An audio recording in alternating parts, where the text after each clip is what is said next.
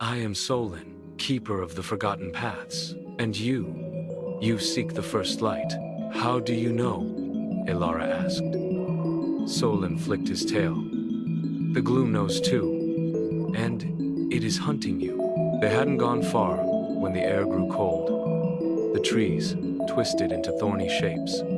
From the darkness between them, shadows began to ooze out tall, faceless, whispering things.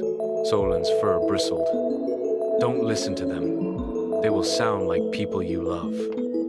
One shadow slid closer, its voice curling around Elara's ears. You can't do this, little girl. Go home. Your Nana doesn't need you. Her chest tightened. The voice sounded exactly like Nana. She almost stopped, but then she remembered Nana's real voice, warm and proud, calling her Moonbeam. I'm not listening, Elara shouted, and the lantern's glass glowed faintly.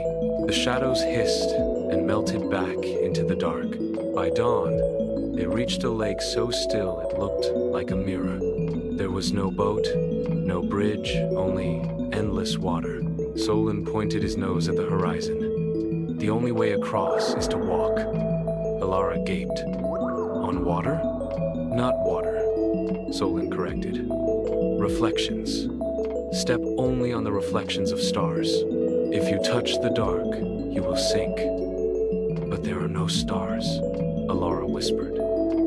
Solon's eyes glimmered. Look again. And there they were, faint, flickering points of light under the surface, like stars hiding deep below. Heart-pounding, Elara stepped onto the first star. It held her weight. She took another step, and another, her reflection staring up at her with wide eyes. Halfway across, the water rippled. Something moved beneath, long, sinuous, with too many eyes. The drowner, Solon hissed. Don't stop! The creature surged upward, but Elara leapt to the next star, clutching her lantern. She ran the last stretch, breathless, and tumbled onto the shore. Skyspire Mountain rose like a shard of silver into the clouds. The climb was steep, the air thin. Halfway up, Elara's legs trembled. I can't, she gasped. You can, Solon said firmly. Courage isn't the absence of fear, it's walking with it. Step by step, they climbed until they reached the peak. There, floating in the air, was a crystal sphere, the first light. It pulsed with every color of dawn. Chapter 7. The final confrontation. Before she could touch it, the sky split open. A shape poured out of vast, formless darkness with eyes like frozen voids. The Gloom. Its voice was like whined over graves. Child, give me the lantern, and I will let you go. You cannot carry this light. It will burn you away. Elara's hands shook. The light was so bright, it hurt her eyes. What if he's right? She whispered to Solon. The fox's gaze was steady. You are the only one who made it this far. That means you were meant to.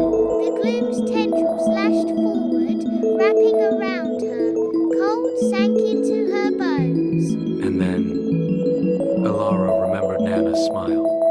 She remembered every bedtime story. She remembered the villagers' faces in the darkness. She raised the lantern high. I'm not afraid of the dark anymore.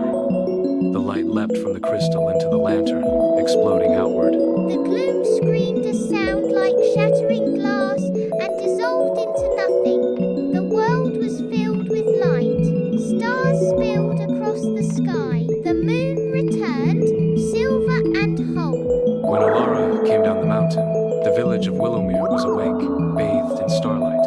People gasped when they saw her. She ran into Nana's arms, who was now standing and smiling, her illness gone. You did it, Moonbeam, Nana whispered. Epilogue, the lantern's secret.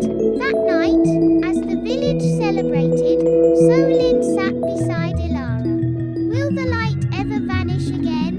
She asked. Not as long as people remember, Solon said.